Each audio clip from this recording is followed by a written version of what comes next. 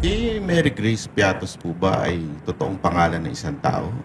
Si Mary Grace Piatos ay masasagot doon sa impeachment trial. Ayaw siya pag-usapan ng defense team kasi binuo na nila yung defense sa confidential funds. So, ang pinayagan lang sa akin na ikwento ay yung timeline at ipakita sa mga tao paano ba nag-develop itong impeachment kay Inday Sara. Yung Mary Grace Piatos at iba-iba pang nilang sinasabi, nandito din yun sa timeline natin, makikita ninyo, ay may sagot. Pero gusto ng mga abogado sumagot doon sa tamang venue dahil confidential funds protektado ng batas. Ang confidential funds, pinoprotektahan niya ang national security natin at yung buhay ng mga tao na merong impormasyon na makakasira ng seguridad ng bansa. So hindi po sa ayaw niyong sagutin ito, ngunit dahil may batas na hindi pwedeng sagutin ang laman ng confidential Yes, funds. may batas.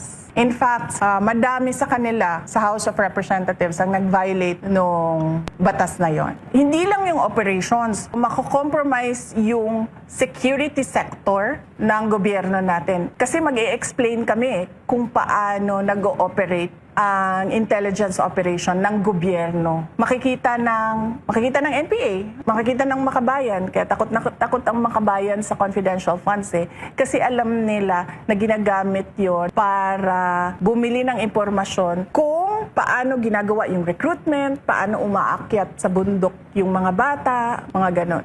Natatakot silang mabuking. Pag sinabi ko umakyat sa bundok, nagiging NPA. Oo.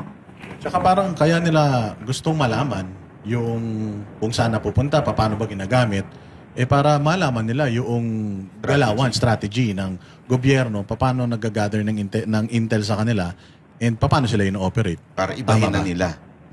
Oo. So delikado yun para dun sa mga taong nagbibenta ng mga information. Kasi itong mga binibilan nyo ng information na to, nasa loob sila mismo ng organisasyon na yun. Tulad ko, magkasama tayo, 'di ba? So pare-pareho yung alam natin na impormasyon. So bakit ko pa ba bibilhin yung impormasyon mo? Alam ko na yun 'di ba? Kanino ba ang impormasyon na hindi ko alam? Doon sa mga illegal, doon sa kalaban, kumbaga. So doon ka bibili sa loob or doon sa mga nakapalibot sa kanila na hindi man directly involved pero may alam sa kung ano yung ginagawa nila. Ang bibilhin mo na impormasyon dyan, yung hindi mo alam na nandun sa loob. Kasi paano mo ba sila mahuli? Paano mo ba matarget yung project mo kung hindi mo alam anong ginagawa noong kalaban?